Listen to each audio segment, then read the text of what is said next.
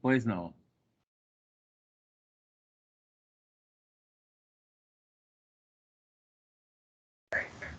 Já está sendo gravado, doutor João. Pois não.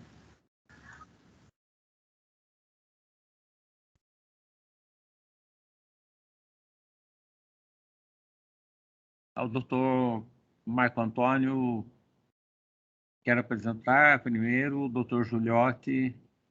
Posso fazê-lo. O doutor Marco Antônio colocou, talvez seja o caso, doutor Giuliotti.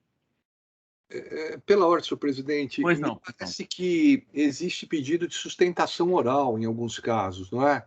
Pois não. Então, só a título de encaminhamento, Pois né, não. talvez fosse mais interessante, primeiro, haver a sustentação oral, porque aí os advogados já seriam dispensados também, Sim. após a decisão do colegiado, e aí nós, posteriormente, votaríamos os votos, os processos destacados. É só um encaminhamento apenas. Perfeito. Olha, o processo pelo qual pedi destaque é um processo sigiloso e acredito que fosse julgado depois. Doutora Tatiana, como podemos resolver?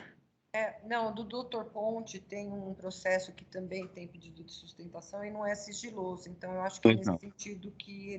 Pois não, perfeitamente, doutor Ponte. Desculpe, não tinha compreendido. Então, pela ordem... Então, daí a advogada, eu não sei se ela já está na sala, doutor João. Pois não. É a parte interessada, Maria José Perim Ribeiro, e a advogada dela, Natana Matos. Eu não sei se ela está na sala. Pois não. A advogada está na sala para... Doutor Marco Antônio, doutor Giuliotti, eu acredito que não haja impedimento, então passarmos esse caso e doutor Antônio Carlos pediu de que terá sustentação oral, não é isso? Perfeito, doutor João. Assim a gente pode liberar as advogadas. Isso, perfeito. Só de vista, senhor presidente. Meu pedido é somente de vista, não vou fazer nenhuma manifestação, só estou pedindo vista. Pois não. Então, acho que podemos autorizar o ingresso na sala, doutora Tatiana.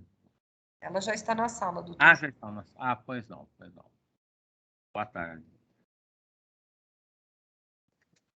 Boa tarde a todos. Boa tarde. Posso iniciar minha sustentação? Sim, Senhor presidente, perdão, eu acredito que eu tenho que fazer primeiro o relatório, e depois do relatório, aí sim seria concedida a palavra à doutora defensora. Perdão, senhor me desculpe, então passo a palavra a Vossa Excelência, por gentileza, para o relatório. Muito obrigado. Autos número 29.0001, 0023.038, 2022/31, Promotoria de Justiça de Botucatu, recorrente Maria José Perim Ribeiro. Trata-se de recurso interposto contra a decisão que arquivou notícia de fato, subscrita por Maria José Perim Ribeiro, na qual a interessada relata ter sido encaminhada ao Hospital das Clínicas da Faculdade de Medicina da Universidade Estadual Paulista Júlio de Mesquita Filho, Unesp, campus Botucatu, para a realização de uma cirurgia no fêmur, ocasião em que discordou em assinar documento anuindo com eventual transfusão de sangue, já que isso vai contra sua consciência religiosa, o que levou o aludido nosocômio a recusar a continuidade de seu tratamento, obtendo indevida alta hospitalar. Requer, assim, a reconsideração da decisão que deixou de instaurar inquérito civil e determinou o arquivamento do expediente, ou, alternativamente, sua revisão, entendendo que a mesma acusa erro material. Relata que a cirurgia do fêmur não era uma opção para a recorrente, e sim uma necessidade imediata, que foi negada pelo hospital, que optou equivocadamente pela alta hospitalar, embora patente risco de morte. O recurso foi regularmente processado e mantida a respeitável decisão hostilizada. É a síntese do necessário. Pois não. Passamos, então, à sustentação oral. Perfeito. Pois não. Com a palavra, a ilustre defensora. Muito obrigada.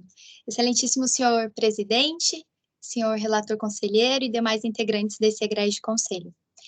Não posso deixar de registrar aqui minha honra em realizar minha primeira sustentação oral perante o Conselho Superior do Ministério Público, até porque o Ministério Público foi, durante o período da graduação, mas principalmente continua sendo agora, durante a atuação profissional, alvo do meu respeito e profunda admiração. Gosto muito das palavras do ministro Celso de Mello, que disse que um Ministério Público, independente e consciente de sua missão histórica, constitui a certeza e a garantia dos direitos do cidadão, especialmente em um país como o nosso, que submetem pessoas indefesas e grupos minoritários ao desprezo de autoridades preconceituosas. Excelentíssimos, eu sustento em nome da recorrente a senhora Maria José Perim Ribeiro. Antes de apresentar o caso a Vossas Excelências, gostaria de me adiantar e esclarecer que o presente caso, presente recurso, não guarda nenhuma relação com uma suposta colisão entre o direito à vida e a liberdade religiosa. E não se trata de um pedido para receber tratamento médico privilegiado ou indisponível na rede de saúde. Na realidade, a verdadeira questão que se coloca perante esse egrégio conselho é legítima a conduta de administrações hospitalares que, ao invés de acolherem os pacientes, se recusam a tratar ou encaminhar o atendimento médico tão somente porque este exerceu seu direito ao consentimento informado? Ou seja, o hospital pode dispensar o paciente somente porque este estabeleceu limites no seu tratamento? A senhora Maria Ribeiro é uma mulher idosa, capaz e de poucos recursos. No dia 17 de agosto de 2020, deu entrada no Hospital das Clínicas de Botucatu, a Unesp. Nesta ocasião, foi constatada uma necessidade cirúrgica ortopédica urgente devido a uma fratura sofrida. A senhora Maria concordou com todo o tratamento proposto. Nesse momento, foi apresentado um termo de consentimento que deveria ser assinado antes do procedimento cirúrgico ser iniciado. Diferentemente da maioria dos pacientes que assinam documentos sem ler, a senhora Maria leu o documento. Porém, ela identificou um procedimento que, particularmente, ela discordava devido às suas convicções pessoais e consciência religiosa: o uso de transfusões sanguíneas. Ela somente quis anotar na margem do termo de consentimento a sua restrição a tão somente um aspecto do tratamento.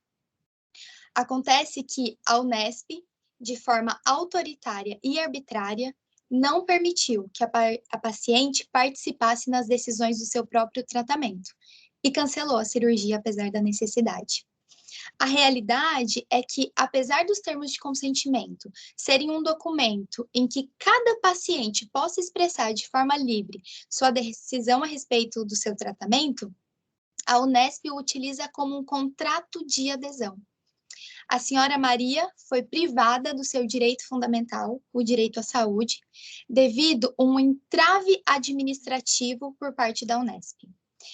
E tanto isso é realidade que o hospital onde foi realizada a cirurgia posteriormente, a Santa Casa de Presidente Prudente, não possui a mesma estrutura e capacidade técnica que a Unesp dispõe, o que realça, na realidade, se tratar apenas de um entrave administrativo.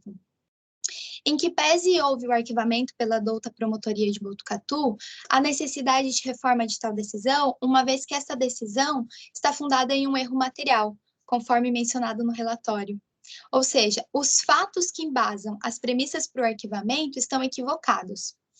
Primeiro, porque a Unesp informou a douta Promotoria que houve contrarreferência da paciente para outra unidade hospitalar. A realidade dos fatos é que a própria paciente localizou outro hospital que realizasse seu atendimento. A Unesp não regulou a paciente. E segundo, porque não houve recusa da paciente, conforme informado, em assinar o termo de consentimento. Ela quis assinar. Era apenas uma anotação na margem do documento, exercendo assim seu direito ao consentimento informado. Segundo uma recomendação do Conselho Federal de Medicina, a número 1 de 2016, O termo de consentimento realmente deve ser livre e esclarecido. Essa recomendação, inclusive, fornece diretrizes claras para a elaboração desse documento e reconhece que o paciente é titular de direitos, inclusive de decidir de forma livre e autônoma sobre sua submissão a qualquer terapêutica, procedimento clínico ou cirúrgico que lhe seja recomendado. Ocorre, excelências, que a administração da Unesp, a maior instituição pública vinculada ao Sistema Único de Saúde da região de Botucatu, tem mantido suas portas fechadas para atendimento a pacientes que pertencem a essa minoria religiosa, as Testemunhas de Jeová. E qual a razão? Tão somente porque estes pacientes desejam exercer seu direito ao consentimento informado quando da assinatura dos chamados termos de consentimento, indicando ali sua recusa à transfusão. Segundo o ministro Edson Fachin, na ADI 7019, a prática de proibir que a pessoa possa se expressar livremente atinge sua dignidade e, portanto, deve ser coibida pelo Estado. E é evidente, excelências, a dignidade destes pacientes tem sido atingida, porque diversos cidadãos testemunhas de Jeová na região de Botucatu têm perambulado sem atendimento médico, têm sofrido sequentes violações. O seu acesso à saúde tem sido impedido, independentemente da fase em que se encontra o seu tratamento. Em outras palavras, agentes do Estado têm excluído essa minoria religiosa das testemunhas de Jeová do sistema público de saúde. O STF entende que obstáculos, entraves administrativos violam o direito à saúde. Por exemplo, na ADPF 787 foi concedida uma medida cautelar para afastar questões burocráticas que impediam pessoas transexuais de acesso à saúde. Nas palavras do relator ministro Gilmar Mendes, essa realidade burocrática é atentatória ao direito social à saúde que é assegurado na Constituição Federal a todas as pessoas. E o atual entendimento do STF sobre a questão já é o entendimento do Conselho Nacional do Ministério Público. A título de exemplo, a revista do Conselho Nacional do Ministério Público, em artigo publicado no ano de 2016, afirmou, abre aspas, é inconstitucional e, portanto, antijurídica qualquer medida ou atuação que vise de alguma forma negar ou obstaculizar alguém, por quaisquer razões, a ter o devido atendimento pelo SUS. No início mencionei que a verdadeira questão que se coloca perante esse egrégio conselho é se foi correta a conduta da Unesp em dispensar, em abandonar a senhora Maria Ribeiro, puramente porque ela quis fazer uma simples anotação no termo de consentimento, meramente porque ela quis participar no processo de escolha do seu próprio tratamento médico. Por todo o que colocamos aqui, a resposta é que não é correta tal conduta, porque ela viola direitos fundamentais, pelas seguintes razões. Primeiro, porque, segundo o CFM, o paciente tem o direito de decidir de forma livre e autônoma sobre qualquer procedimento terapêutico, conforme a recomendação número 1 de 2016. Segundo, porque o STF, de acordo com a DPF 787, entende que entraves burocráticos não podem impedir o cidadão de exercer seu direito constitucional e humano, o direito à saúde. E terceiro, porque o Conselho Nacional do Ministério Público entende ser inconstitucional qualquer medida que obstaculize uma pessoa, por quaisquer razões, a ter o devido atendimento pelo SUS. Ao julgarem favoravelmente o presente recurso e, portanto, determinarem a continuidade das investigações, Vossas Excelências também estarão respondendo que não é correta. Não é legítima a conduta da Unesp em dispensar uma cidadã idosa, doente, pelo simples fato da mesma exercer seu direito ao consentimento informado. Por todo o exposto, então, pugnamos aqui pela procedência do recurso, rejeitando-se integralmente a promoção do arquivamento. Eu agradeço a atenção de Vossas Excelências e me coloco à disposição para esclarecimentos. Muito obrigado, a doutora advogada, e passo a palavra ao doutor Antônio Carlos da Ponte para a apresentação do seu voto. Com a palavra, doutor Antônio Carlos. Muito obrigado, senhor presidente. Eu gostaria de cumprimentar a doutora Natana Raimundo Matos Valera pela brilhante sustentação oral, o que evidencia não só o seu compromisso com a causa, mas aponta com muita clareza uma carreira brilhante, uma carreira fundada no direito e, sobretudo, uma preocupação com o próximo. Então, eu queria aqui cumprimentar a doutora Natana. Eu passarei, então, a ler o meu voto. Não merece agasalho o inconformismo manifestado, que cuida de matéria controversa e polêmica, que envolve aparente conflito entre os direitos à vida, saúde e liberdade de consciência e de crença. A descrição dos fatos evidencia que houve situação individual de desacordo entre a paciente e a equipe do Hospital das Clínicas de Botucatu, cujo arquivamento da correspondente notícia de fato dispensaria, em princípio, o reexame necessário por parte desse egrégio colegiado, nos termos da súmula número 38 desse Conselho Superior. Todavia, uma vez encerrado o expediente junto à Promotoria de Justiça de origem, houve a interposição de recurso nos termos dos artigos 14, parágrafo 2º, 120 e 121 da Resolução número 1342 de 2021, de 1º de julho do mesmo ano, combinado com o artigo 4º, parágrafos 1º e 3º e 13 caput da Resolução 174/217. Preenchidos estão, portanto, os requisitos do interesse recursal e da adequação da via eleita para seu conhecimento. No mérito, sustenta a recorrente que houve clara recusa administrativa baseada em discriminação da Unesp quanto ao atendimento de pacientes testemunhas de Jeová. Entende que direitos humanos foram violados, notadamente quanto ao impedimento ao exercício do consentimento informado, direito à saúde e exclusão de atendimento médico em razão da sua opção por tratamentos de saúde sem transfusões de sangue.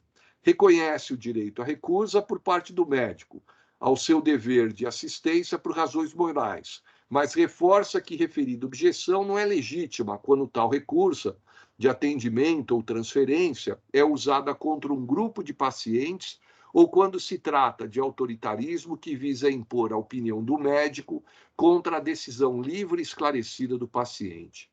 Em que pese a indignação da recorrente, plenamente compreensível a partir da vulnerabilidade de seu estado de saúde e dos dissabores sofridos por ocasião do seu atendimento de emergência até a conturbada alta hospitalar, a hipótese fática abarca a situação pontual de desacordo, sem qualquer lastro probatório que sustente as alegações quanto à discriminação generalizada do Hospital das Clínicas da Faculdade de Medicina da Unesp de Botucatu no tratamento de saúde contra determinado grupo de pacientes, no caso, testemunhas de Jeová.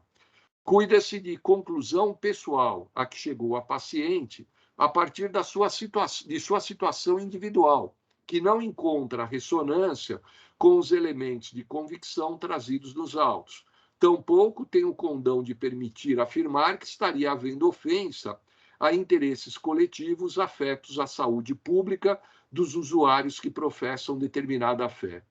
O impugnado termo de internação com consentimento para transfusões de sangue precisa ser contextualizado a partir do caso concreto, que envolvia, segundo a recorrente, cirurgia de emergência, de modo que o alegado preconceito em razão de natureza religiosa não pode ser deduzido a partir daquilo que a paciente acredita que aconteceu, e muito menos generalizado, como se a instituição assim procedesse, com todo e qualquer paciente que professe a mesma fé.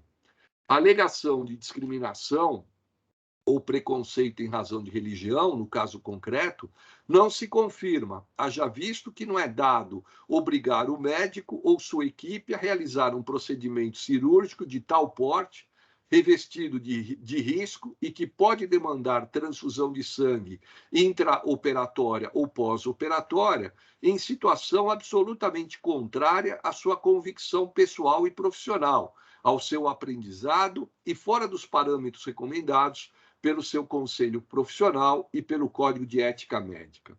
Nesse sentido, a resolução do Conselho Federal, número 1921 de 1981, é clara ao estabelecer, em que, em caso de haver recusa em permitir a transfusão de sangue, o médico, obedecendo o seu código de ética médica, deverá observar a seguinte conduta. Primeiro, se não houver iminente perigo de vida, o médico respeitará a vontade do paciente ou de seus responsáveis. Segundo, se houver iminente perigo de vida, o médico praticará a transfusão de sangue, independentemente do consentimento do paciente ou de seus responsáveis. Apesar da insatisfação da recorrente com a alta hospitalar, observa-se que o hospital viabilizou sua transferência para a Santa Casa de Presidente Prudente, que acolhe pacientes que professam sua mesma fé, com um consequente protocolo que não adota como regra a transfusão de sangue. Houve, no caso presente, inequívoco respeito à autonomia e responsabilidade da paciente, maior e capaz, sobre as decisões tomadas sobre sua saúde, não sendo possível, a partir dessa situação concreta, afirmar que a instituição de saúde esteja praticando ato discriminatório, preconceituoso ou atentatório contra os direitos humanos e a liberdade de crença das pessoas que se autodenominam testemunhas de Jeová. A decisão da paciente, nesse sentido, foi integralmente respeitada.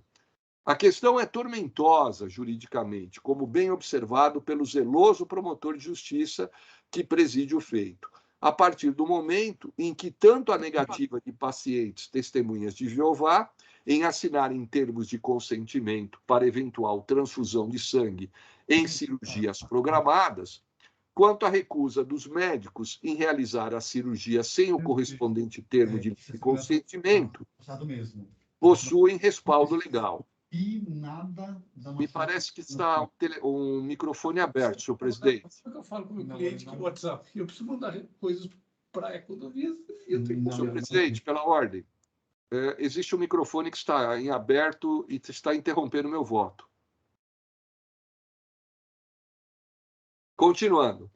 Não se deve olvidar que a matéria foi reconhecida pelo Colém do Supremo Tribunal Federal como tema de repercussão geral nos autos do recurso extraordinário 121-2272 de Alagoas, pendente de análise meritória.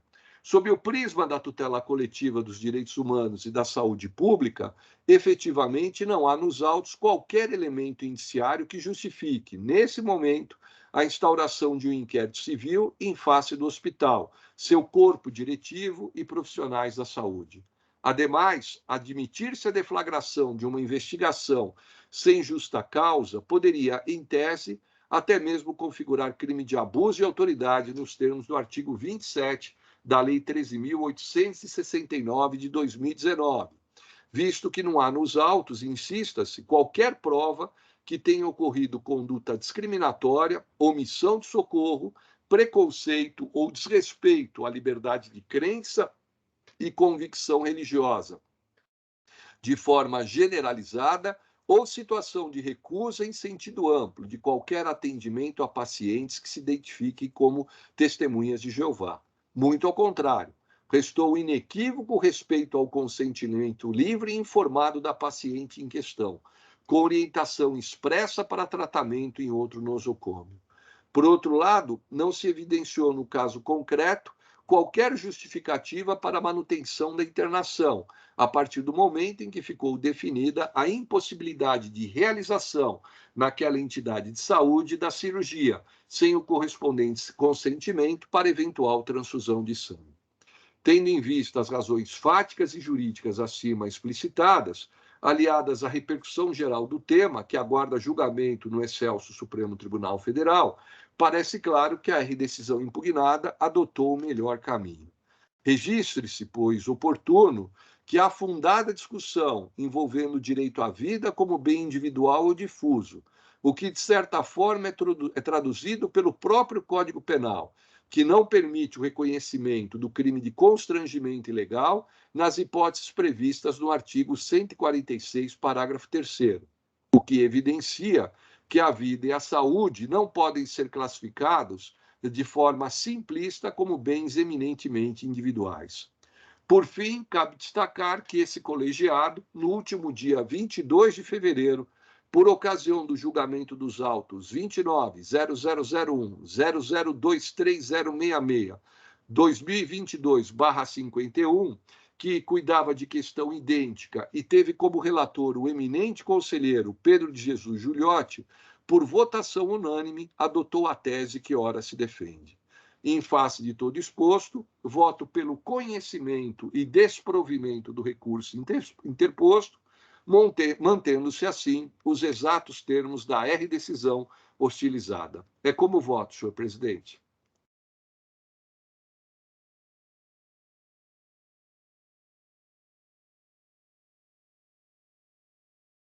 O senhor está sem microfone, doutor João. Obrigado. Passamos, doutora Tatiana, à votação. Então, prosseguindo, aliás, depois do voto do doutor Antônio Carlos. Doutor, pela ordem, é o doutor Jurandir que vota. Isso, pois não. Doutor Jurandir, por gentileza. Em primeiro lugar, eu quero parabenizar a doutora Natana pela sua brilhante exposição. Entretanto, eu voto com o relator por partilhado entendimento de Sua Excelência. Pois não, doutor Jurandir. Agora dou a palavra à doutora Tatiana como voto. Parabenizo também a doutora Natana pela excelente exposição, mas também voto pela... Doutora Tatiana, não estou ouvindo. Eu voto pelo doutor João.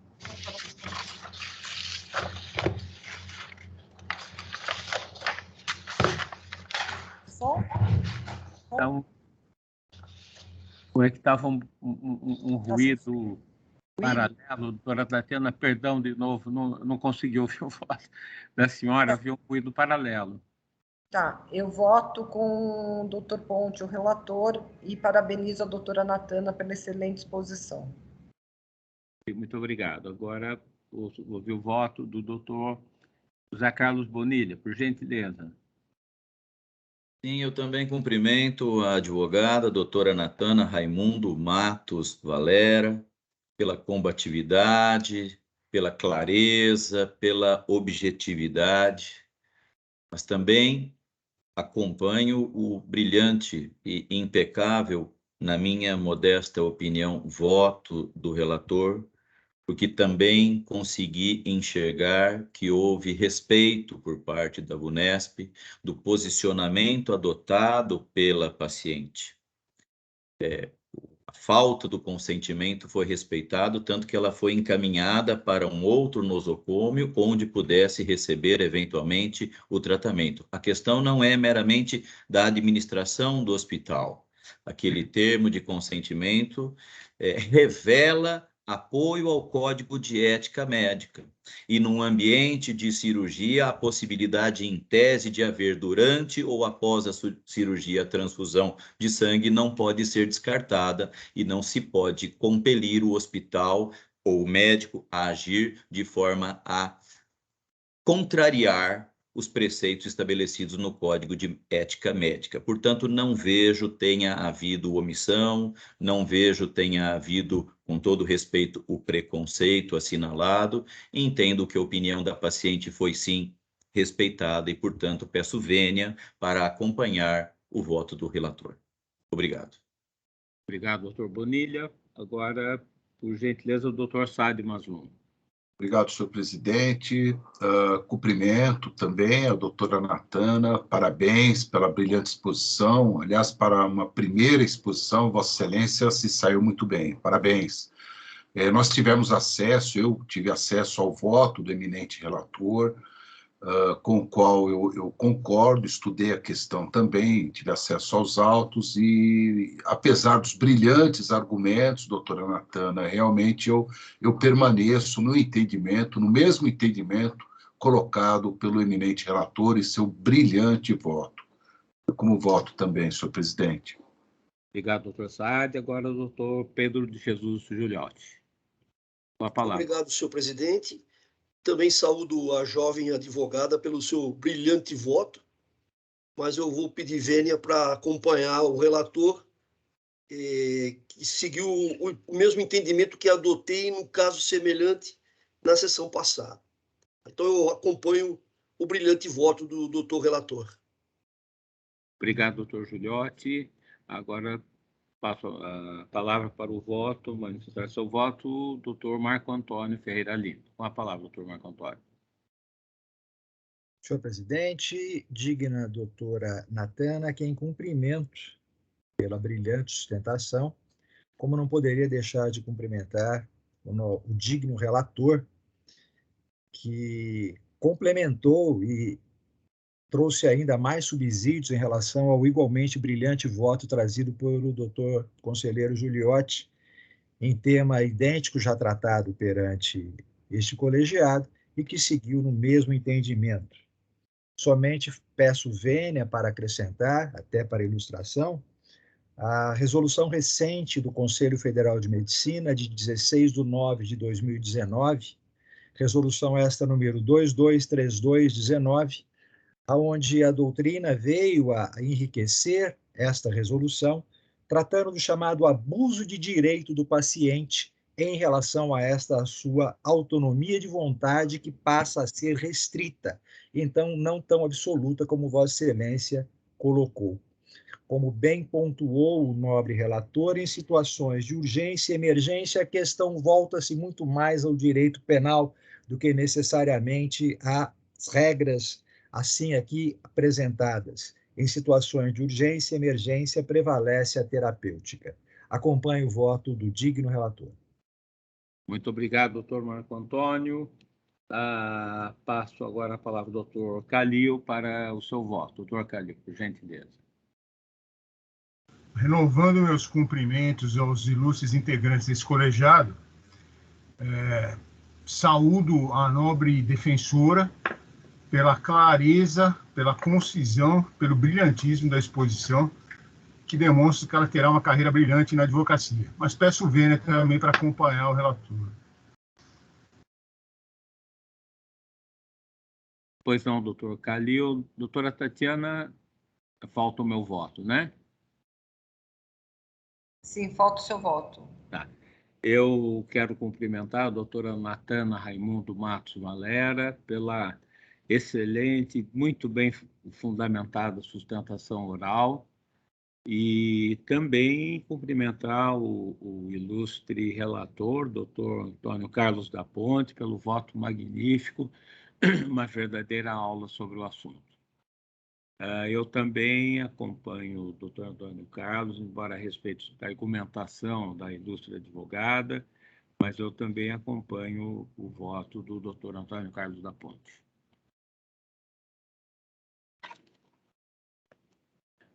Eu agradeço a atenção de Vossas Excelências e desejo um bom trabalho a todos. Muito obrigada. Obrigado. Obrigado, doutora. Boa sorte para a senhora. Boa sorte. Obrigado. Então, doutora Tatiana, então posso anunciar que, por unanimidade, foi aprovado o voto do doutor Antônio Carlos da Ponte. Sim, Excelência. Pois não. Acho que agora tem um destaque do doutor Giuliotti. Pois não, doutor Giuliotti. Por favor, com a palavra.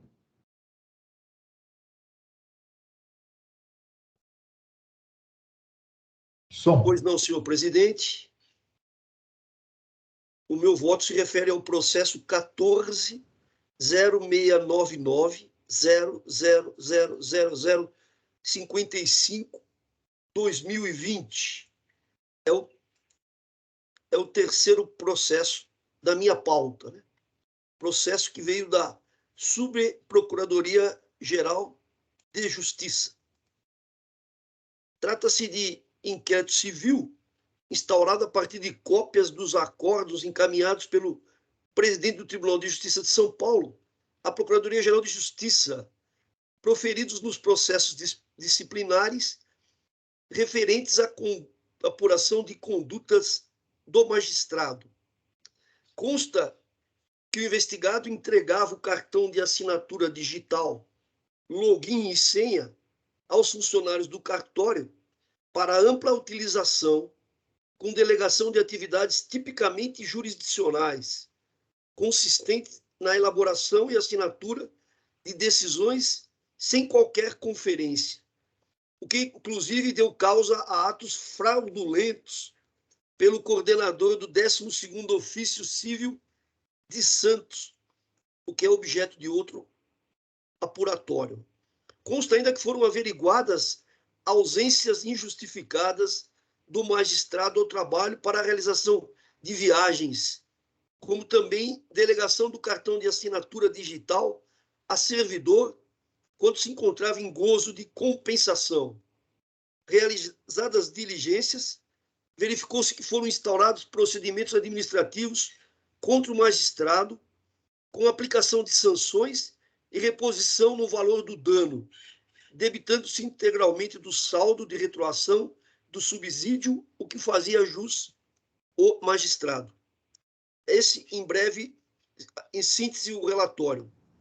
Razão assiste ao iminente voto prolatado nos autos pela douta Procuradoria-Geral de Justiça, que analisou toda a prova produzida nos autos, a cujas razões nada se poderia acrescentar.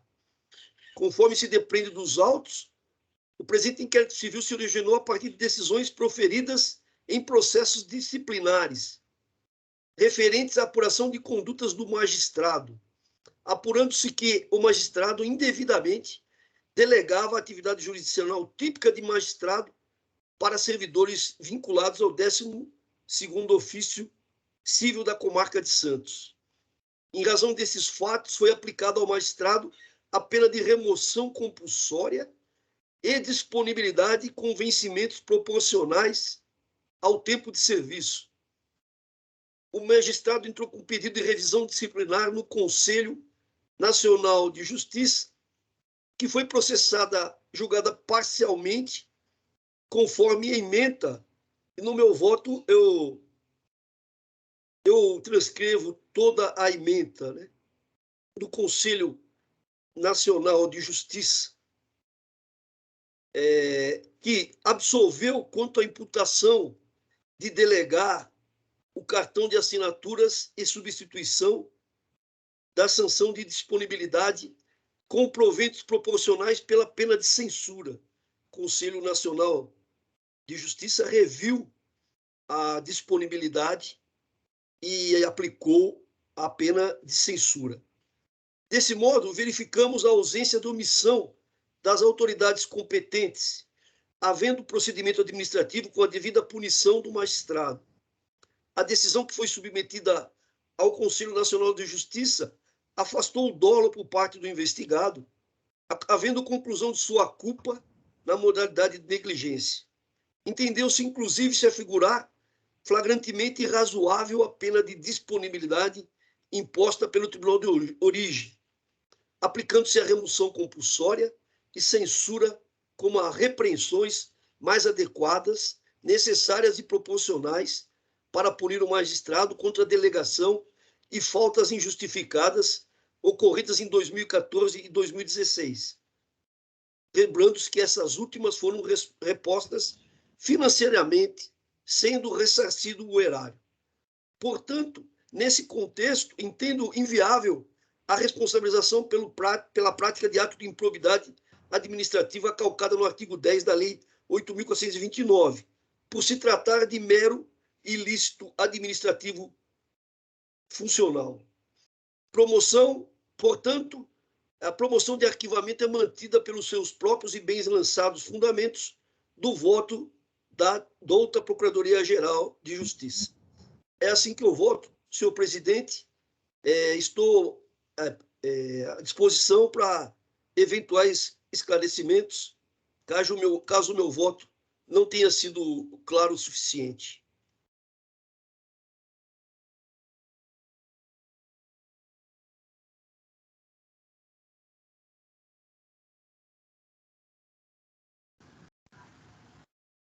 O senhor está sem som, doutor João.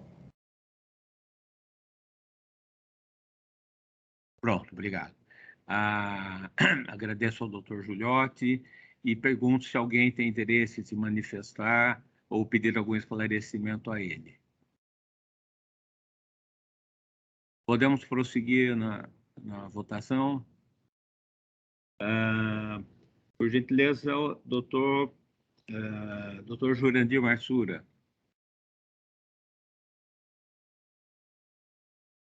O senhor está sem som, doutor Jurandir. Sim, obrigado. Eu voto com excelente voto.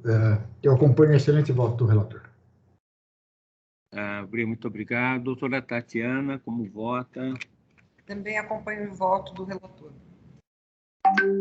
Doutor Bonilha, como vota? Voto com o relator também. Obrigado. Doutor Saad? Voto acompanhando o excelente voto do relator. Obrigado. Doutor Marco Antônio, por gentileza. Acompanhando o excelente voto do relator, senhor presidente. Obrigado. Doutor Antônio Carlos da Ponte. Eu acompanho o brilhante voto do relator, senhor presidente. Muito obrigado. Doutor Calil, por favor, por gentileza. Acompanho o relator, cumprimentando pela qualidade do voto. Muito obrigado, doutor Calil. Eu também acompanho o excelente voto, mais um excelente voto do doutor Pedro Giuliotti, que nos transmite sempre esclarecimentos e conhecimentos da maior qualidade. Senhor presidente, pois não. O procedimento não era sigiloso, mas eu evitei falar o nome do magistrado, embora não fosse sigiloso o procedimento. Pois não. Acredito que não haja problema. Não. Então, doutora Tatiana, posso anunciar o resultado? Pode sim, excelência. Então, eu anuncio que, por votação unânime, foi aprovado o voto do eminente conselheiro, doutor Pedro de Jesus Giuliotti.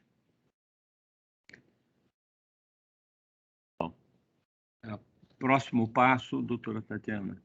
Acho que os destaques eram esses, salvo engano. Alguém tem mais destaque que gostaria? Então, tem o sigiloso, né?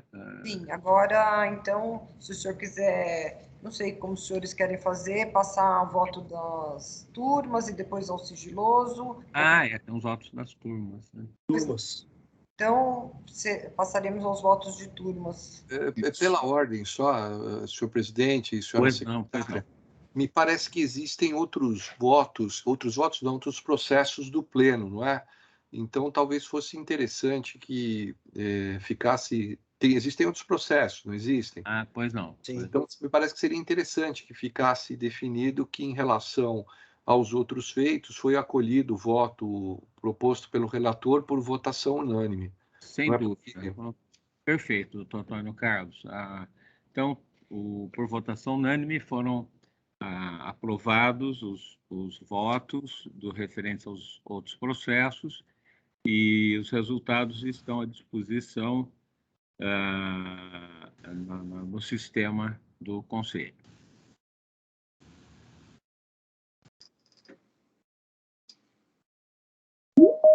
Em relação, então, agora às turmas, podemos votar em bloco, ou alguém gostaria de se manifestar ou contrariamente? Podemos votar em voto, doutor João. Podemos. Então, todos concordam? Algum voto em contrário? Então, por unanimidade, também foram aprovados os votos das turmas que estão também à disposição no sistema do Conselho. Agora, então, passaremos ao outro link, doutora Tatiana. Sim, agora... O sigiloso, né? Perdão, só faltam embargos. Os embargos. Perfeito. Sim. Então, vamos passar ao outro link, por gentileza. Até já.